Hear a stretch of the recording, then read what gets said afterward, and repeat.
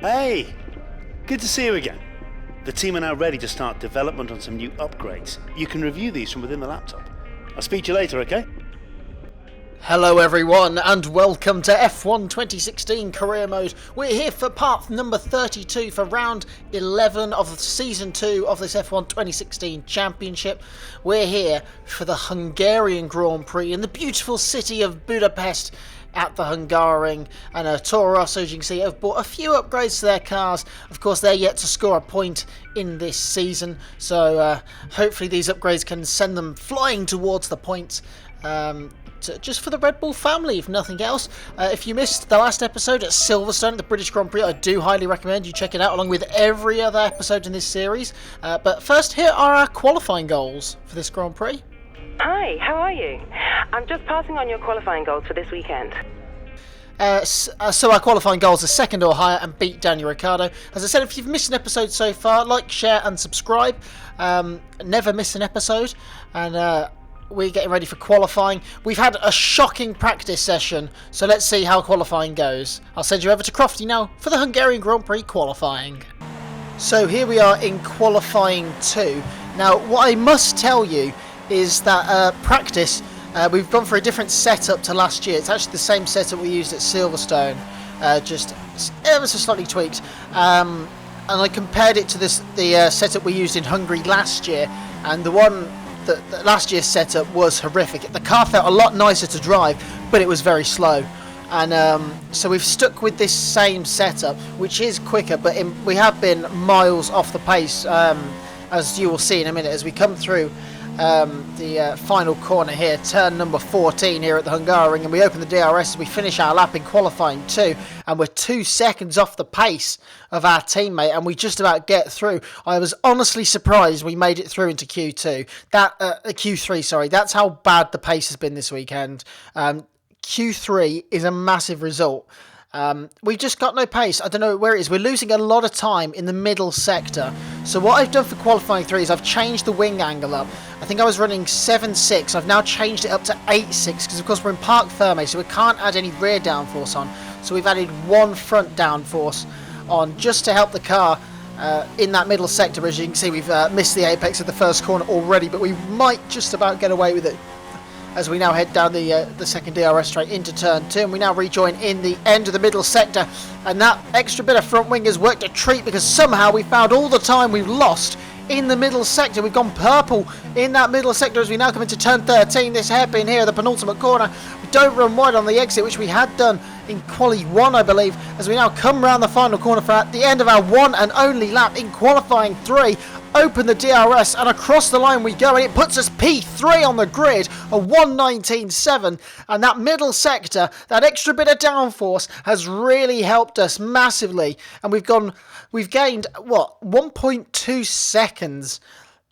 We're still 8/10 off our teammate, but we have gained a nice amount of time, and we do have a nice bit of track position to defend, but this race is very much looking like damage limitation for us, which is a shame, because Hungary, it is a track that I like. I want to do well at Hungary. I want to do well at a lot of these tracks, so it is what it is.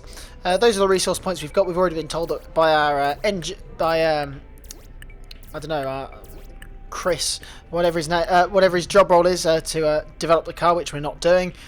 Losing the rivalry very, very, very, very badly. Nothing much more to say there.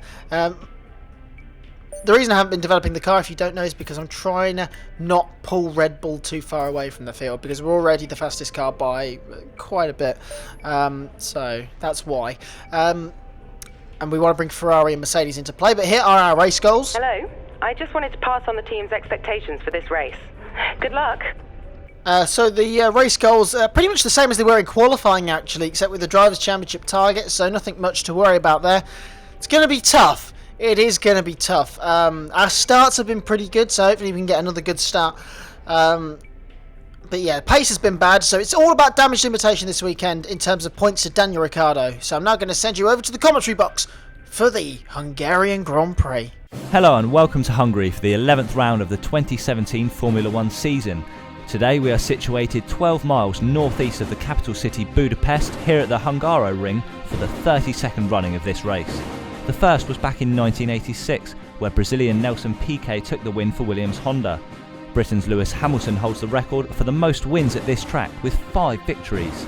However, it'll be a tough task for him today, with his and Mercedes' last win coming in Brazil last season. Looking to the front of the grid, all eyes will be on the 2 Red Bulls of Daniel Ricciardo and Callum Byrne.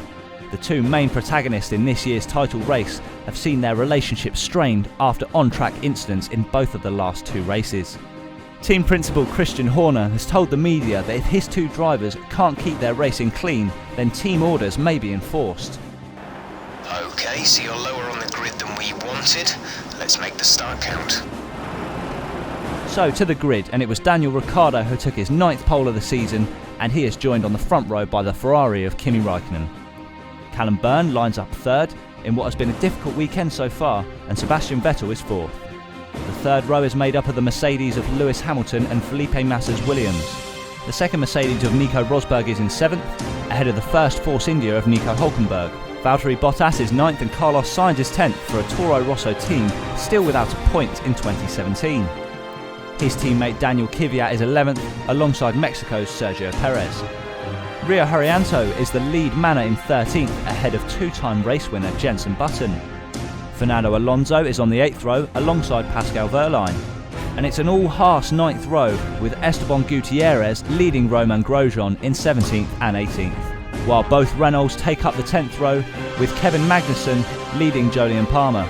And yet again it's the 2 Saubers on the last row of the grid with Sweden's Marcus Ericsson ahead of Brazilian Felipe Nasr. Now for in-race commentary with Callum Byrne. I've been Ashley Gregory, goodbye.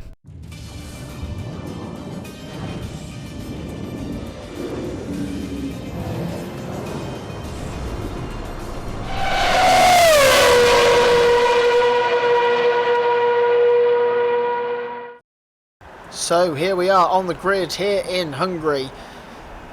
Tensions are mounting for sure. The race strategy is going to be a 2-stop, go from the super softs to the mediums to the softs. There's not going to be any rain either.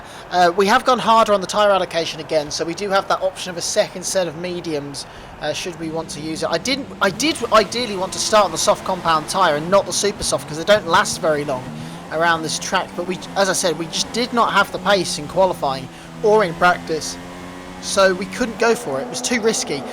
We wouldn't have made it through. We only just about made it through on the super softs. So we've had to go for the super. We've had to go for the red stripe super soft tyre. But the good news is that everyone else has done it as well. So we're sort of in the same sort of fight with everyone else as we've got 5 red lights here in Hungary, and away we go. We dump the clutch, and it's been a good start compared to the Ferrari of Kimi Raikkonen. But in terms of our teammate, he's had a good launch. As you can see, we already pulled away from the rest of the field. We're in dive bombing range of our teammate. We have to get track position if we want to have a chance in this race, which we have done. We take the inside line. We take the lead of the Hungarian Grand Prix, and our teammate's already under pressure now from Kimi Raikkonen in the Ferrari.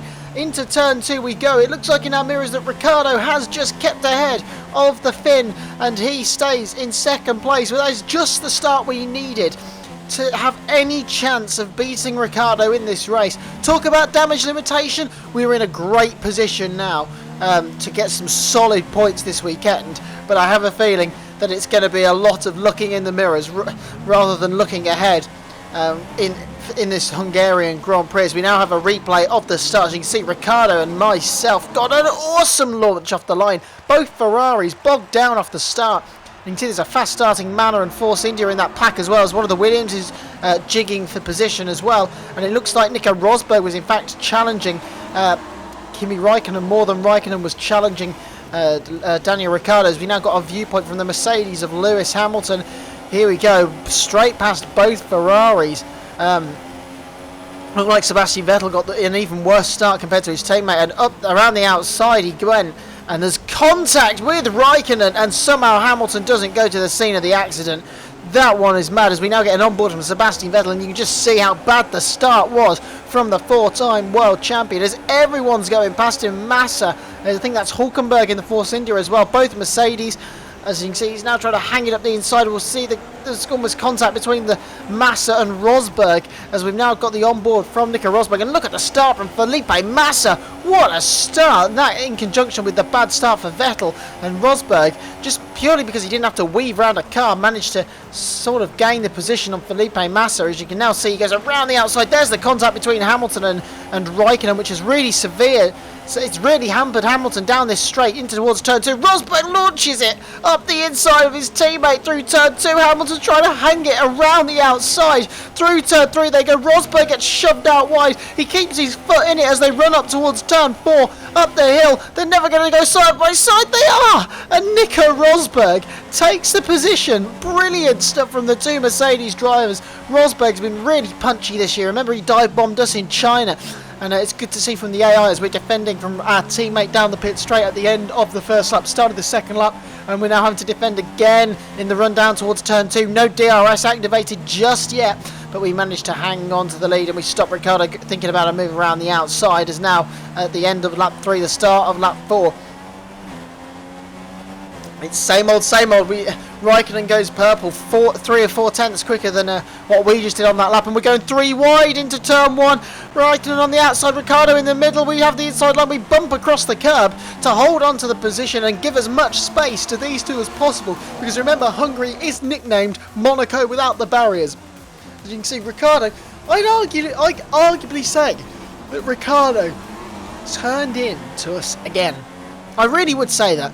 We're now on lap 5. We're thinking about coming in for a pit stop on this lap, to be honest, to try and get a bit of an undercut on these guys. And it looks like, oh my god, Daniel Ricciardo is following us into the pit lane. Oh my, Daniel, what are you doing? As we slow down for the marks. I had a feeling Ricciardo might go for the undercut, so I was like, right, we're going to make sure we get the undercut first. And Ricciardo's followed us in for some bizarre reason, and that's going to hamper his race badly, despite that, even though Red Bull have given us a 2-second stop, he's still going to have a bad pit stop, and he's definitely going to fall down the order. And we've now got to set our sights on Kimi Raikkonen. We've gone to the medium compound tyre,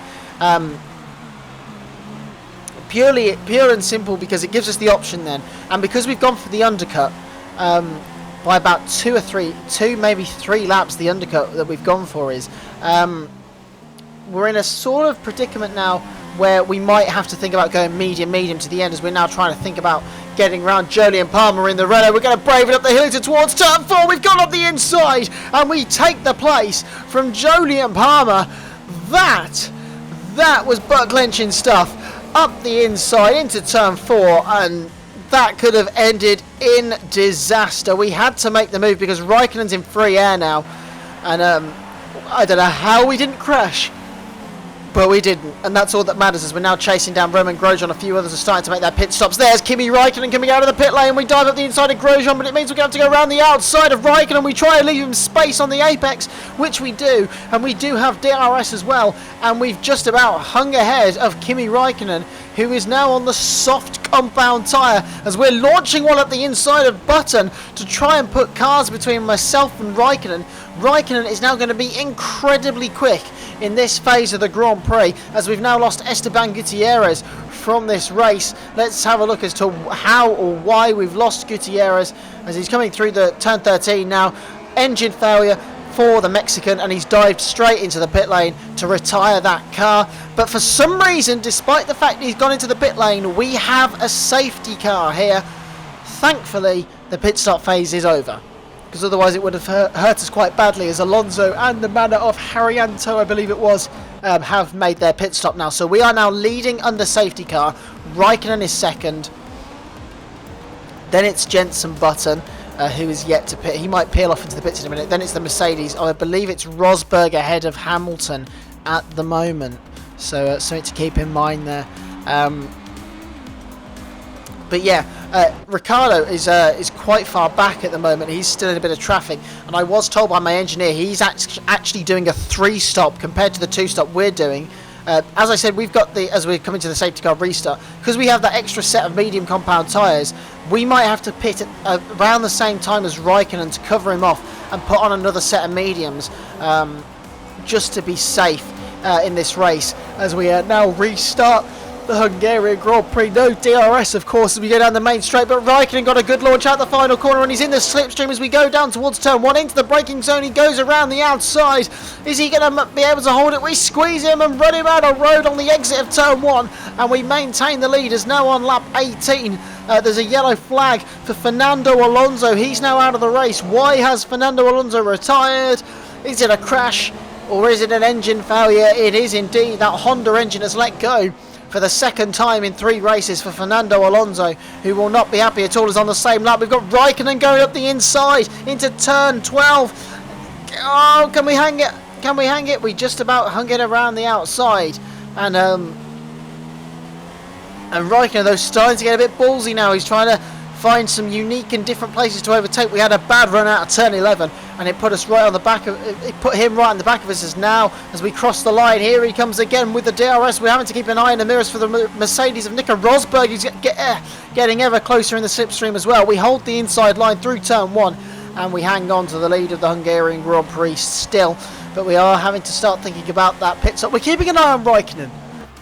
Our tyre. Here's a replay of what happened. In fact, in terms of our tyre wear, we are fine. We can keep running probably to around lap 25, I'd want to say.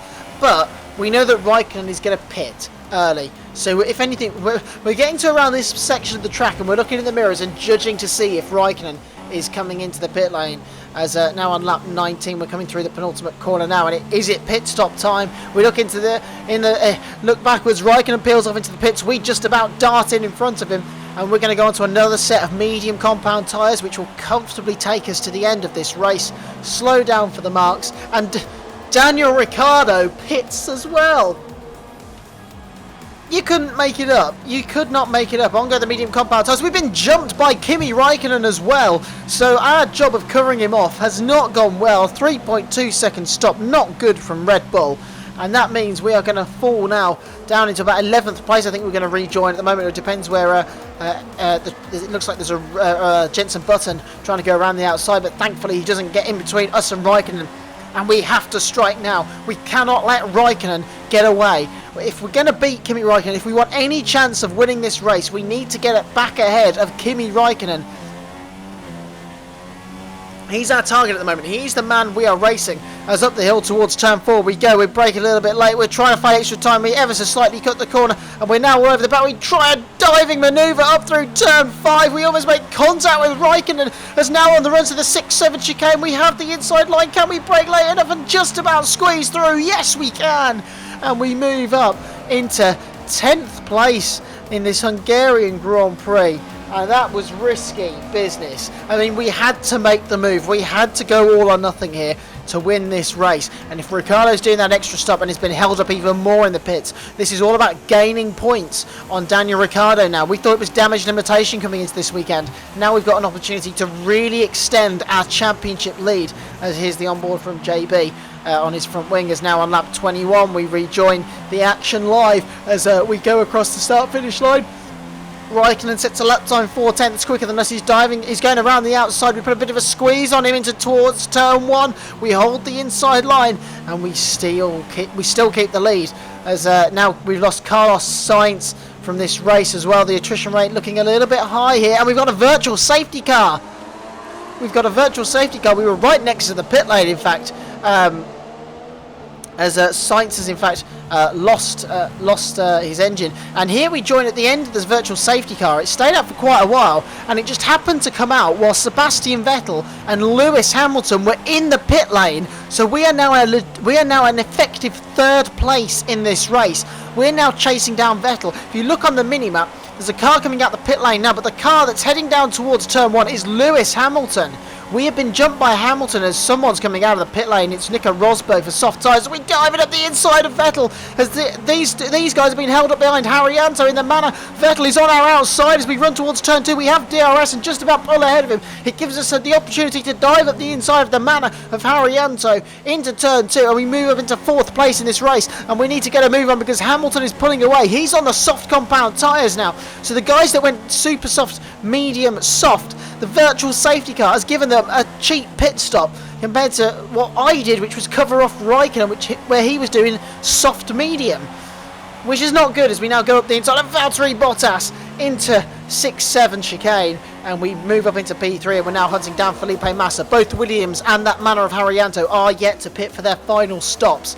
As you can see, we just about braided up the inside of Sebastian Vettel, as now on lap 26. Hamilton has waddled off into the sunset here in Hungary as we're under pressure from Sebastian Vettel. He's on the soft compound tyres, of course, so we're having to do more defending from a Ferrari on soft tyres as he goes around the outside. We brake a little bit later, run a little bit deep into the corner just because we outbraked ourselves ever so slightly and hang on to the position, and now just a couple of laps later, it's like Groundhog Day. We go again down the main straight, across the line we go to start lap 29. Vettel's had a much better run down this straight. He is around the outside now. Into turn 1 we go. We hold the apex and we go and squeeze him out, but he's still there. We went to squeeze him out and realised we'd be literally shoving him off the track, so we had to give him the space. Vettel's up the inside now into turn 2. We try and hang it around the outside. Hope the fronts can grip. Vettel slams the door shut and he is up into second place now, and this is not good for our race. In terms of our championship, we've dropped an effective 3 points in Vettel getting past us. If 3 points we could be taking out of Ricciardo. As here's a replay of Vettel getting around the outside. What a move from the 4-time world champion in the Ferrari. Around the outside he went. Fair play to Sebastian Vettel. Fair play. I mean, we tried to put the frighteners on in towards turn 2, and we were able to. We tried to hang it around the outside, and we just ran out of road, ran out of grip. As you'll see from the onboard of Nico Rosberg, as we were lucky, in fact, not to lose out to one of these guys looking at just following the same line as Vettel. As you can see, we tried to hang it around the outside, but you can see that we just don't have the grip that these guys have on the soft compound tyre, and we are struggling. And I told you we had no pace in practice and no pace in pretty much the whole of qualifying. And this is what I mean. We didn't deserve to be P3 in qualifying. We pulled a lap out of nowhere. As you can see, Raikkonen and Rosberg are coming out as 3 wide. I saw Rosberg there, and then all of a sudden Raikkonen came out of nowhere. We managed to hang on, and we've only got a few laps to go, as we've now got a replay of Valtteri Bottas. What's happened to Valtteri in the Williams? Puncture on the front right. He's in P12 at the moment. And who's that in the mirrors? That's Daniel Ricciardo, who's now up into about P12. He's been held up by the Williams with a puncture through that middle sector. As now we start the final lap, we're going down the main straight. Here come Nico Rosberg and KIMI Raikkonen. We're holding our ground down the inside. Rosberg goes down the middle because Raikkonen's on his outside, and I think they made contact, in fact, and PEREZ makes contact as well. What's happened here? Down the straight they go. Raikkonen hits into the back of Nico Rosberg, and that could have ended quite badly as PEREZ tried to capitalise, and he got a thump for his efforts, as well as now Lewis Hamilton has won the Hungarian Grand Prix yet again. He doesn't half love winning at this track. We've still got a couple of corners to go. Vettel is about to cross the line and be second. We're now hanging on from Nico Rosberg and KIMI Raikkonen. Through the final corner we come. Round it we go. We fling the car over to the right hand side for a well-deserved P3. Oh, that was amazing, guys. Woo-hoo! That was wicked. Thank you so much. Fantastic pit stop. Great job all weekend.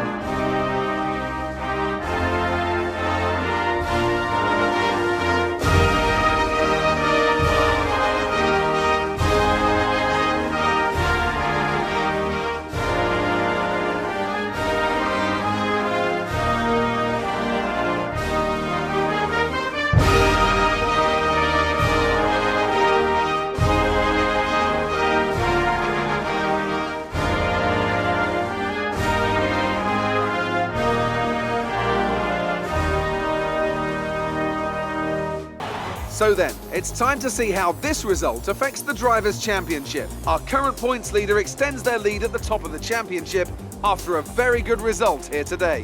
And now I'd like to ask you, Anthony Davidson, who was your driver of the day? It's got to be Romain Grosjean. Romain Grosjean takes driver of the day again.